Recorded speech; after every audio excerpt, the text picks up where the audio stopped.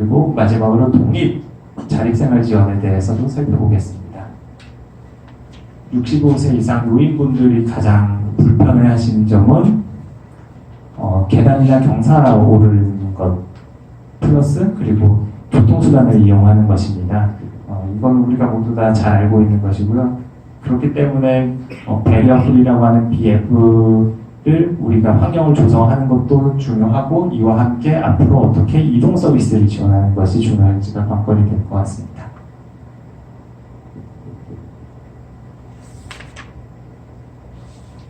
예, 이것도 한번 보시면 좋을 것 같습니다. 장애인의 정보통신기기 사용 여부인데요.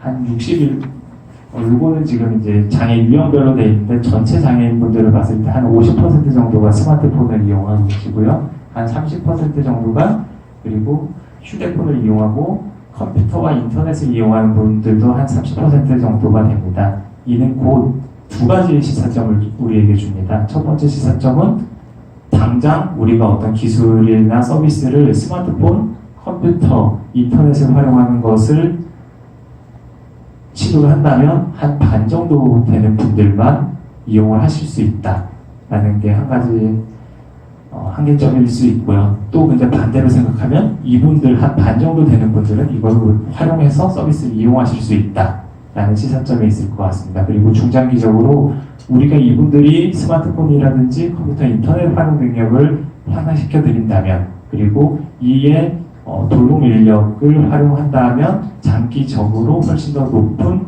효율성 높은 서비스를 제공할 수 있겠다는 이런 시사점도 우리가 얻을 수 있을 것 같습니다.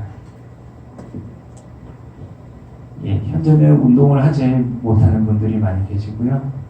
이제 독립생활 지원 영역에서의 과제를 한번 살펴보겠습니다.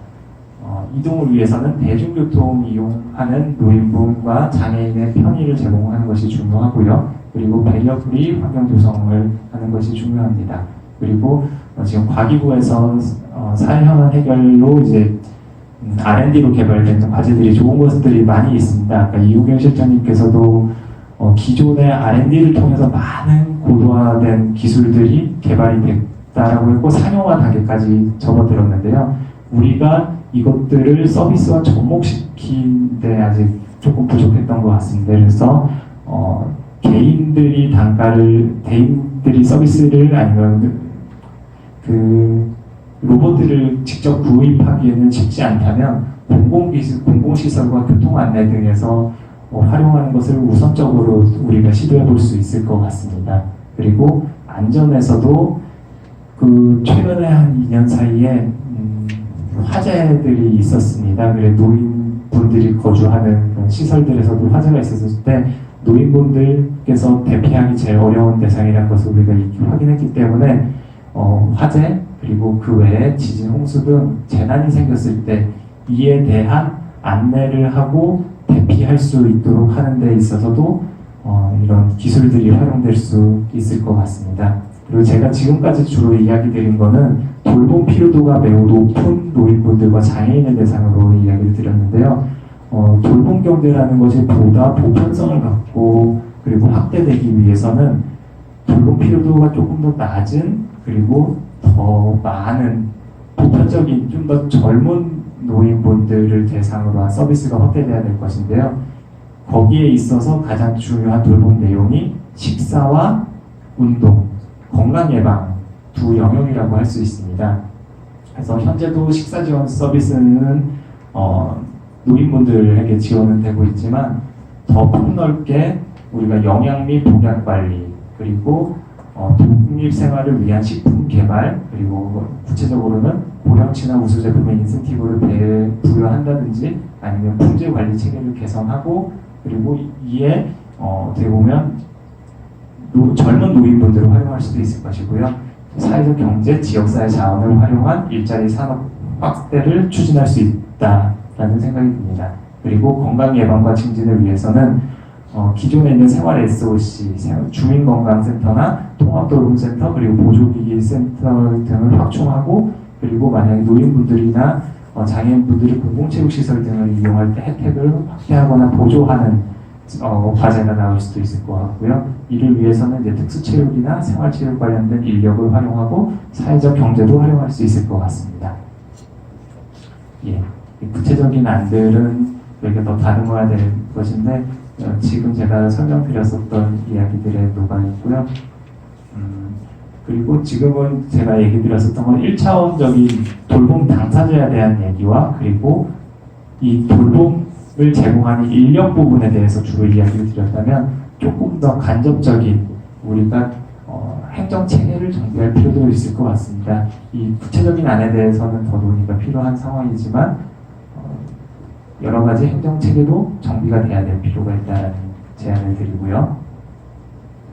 그리고 중장기적으로는 복지 인력, 복지가 이제 더 이상 우리가 전통적으로 생각했던 복지가 아닐 수 있을 것 같습니다. 그래서 간호, 보건, 의료, 그리고 기술까지 활용할 수 있는 인력을 양성하기 위한 체계를 마련할 필요가 있다. 그런 측면에서 대학 신설도 고려해 볼 수 있을 것 같고요. 결국 중요한 것은 연속적 돌봄 체계를 구축하고 그리고 커뮤니티 케어와의 연계와 통합 사례 관리를 하는 것이 매우 중요할 것입니다. 그리고 이를 위해서는 문체부, 복지부, 국립재활원 아니면 과기부 등등의 여러 가지 부처와 그리고 부처 내 협업이 필요할 것이고요. 예. 그럼 플랫폼도 한번 이야기를 드리겠습니다. 우리가 이야기 드렸었던 기존의 여러 가지 이미 많이 하고 있는 과제를 어떻게 연결할 수 있을 것인지에 대해서 플랫폼을 구축해야 하는 것이 매우 중요합니다. 왜냐하면 이용자분들이 무엇을 서비스를 받을 수 있을지에 대한 이해가 있고 이를 활용해야 될 것이기 때문입니다.